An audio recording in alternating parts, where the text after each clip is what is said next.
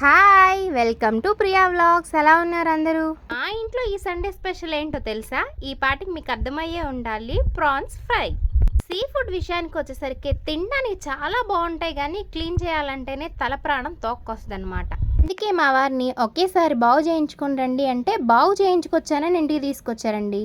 తీరా చూస్తే వాటికి బ్యాక్ సైడ్లో ఉండేటటువంటి చేదు పదార్థం అనేది క్లీన్ చేయకుండానే ఇచ్చేశారు. అదే తెలియని వాళ్ళు అయితే అలాగే వండేసుకుంటారు కదా. తెలియని వాళ్ళు వెళ్ళి బయట వాళ్ళ మీద డిపెండ్ అవుతే ఇలాగే ఉంటుంది. ఇంకేం చేస్తాం, చచ్చినట్టు గంట సేపు క్లీన్ చేశాను అనమాట. ఇంతకీ ఫ్రైని నేను ఎలా చేస్తున్నానో ప్రాసెస్ చెప్పేస్తానో చూసేయండి. ముందుగా ఇలా బాగా క్లీన్ చేసుకున్న ప్రాన్స్లో ఉప్పు, పసుపు, కారం, 3 టేబుల్ స్పూన్ల ఆయిల్ని యాడ్ చేసి బాగా కలిపి పావు గంట సేపు పక్కన పెట్టుకోవాలన్నమాట.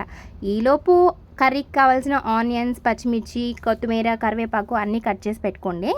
ఇప్పుడు ఒక బాండీని గ్యాస్ మీద పెట్టుకొని ఫ్రైకి సరిపడా ఆయిల్ వేసి ఇప్పుడు లైట్గా జీలకర్ర, ఆవాలు, ఎండుమిర్చి యాడ్ చేసుకొని ఫ్రై చేసుకోండి.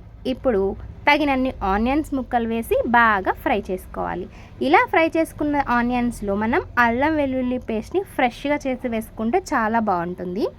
ఇలా అల్లం వెల్లుల్లి పేస్ట్ కూడా వేసి బాగా ఫ్రై చేసుకోవాలన్నమాట. అదే చేత్తో ఒక 10-11 మిరియాలని కచ్చాపచ్చాక దంచి ఇదే తాలింపులో యాడ్ చేసుకోండి. ఇష్టం ఉంటే యాడ్ చేసుకోండి, లేదంటే స్కిప్ చేయండి. 2 టమాటాలని బాగా ప్యూరీ చేసుకొని వేసుకుంటున్నాను.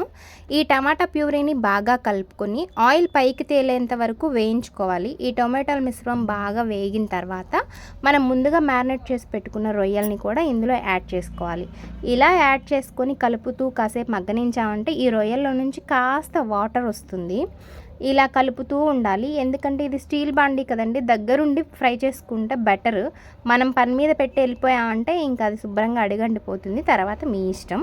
ఇప్పుడు ఏం చేస్తాము అంటే ఇలా కొంచెం వాటర్ వచ్చింది అన్నప్పుడు నేను మూత పెట్టుకొని ఆ వాటర్ని ఇంకిపోయి ఆ వాటర్తోనే ఈ రొయ్యలు బాగా మెత్తగా జ్యూసీగా మగ్గేంత వరకు ఫ్రై చేసుకోవాలన్నమాట.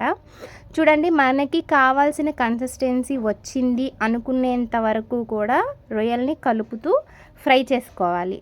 ఇలా ఫ్రై చేసుకున్న తర్వాత ఇంకొంచెం సేపట్లో అయిపోతుంది అనుకున్నప్పుడు ఇప్పుడు మనం గరం మసాలా ఒక 1/2 టేబుల్ స్పూన్, ధనియాల పొడి 1 టేబుల్ స్పూన్ యాడ్ చేసుకొని కలుపుకోవాలి. ఇప్పుడే కొంచెం మనం ముందుగా తరిగి పెట్టుకున్న పుదీనా ఆకుల్ని కూడా వేసి ఫ్రై చేసుకోవాలి. ఎందుకు ముందుగానే పుదీనా ఆకుల్ని వేసి కాసేపు అనేది ఫ్రై చేసుకుంటే ఫ్లేవర్ అనేది చాలా బాగుంటుంది. సో ఇలా మనం పుదీనా ఆకుల్ని కూడా యాడ్ చేసి కలుపుకుంటూ ఫ్రై చేయాలి. ఇంకా అయిపోయింది లాస్ట్లో అనుకుంటున్నప్పుడు మనం ఫైనల్లీ కొత్తిమీర అండ్ పచ్చిమిర్చిని కూడా యాడ్ చేసి 5 మినిట్స్ ఫ్రై చేసుకోవాలి. అంతేనండి, ఎంతో టేస్టీగా జ్యూసీగా ఉండే ప్రాన్స్ ఫ్రై రెడీ. ఇది అన్నంలో కానీ చపాతీలో కానీ చాలా అంటే చాలా బాగుంటుంది.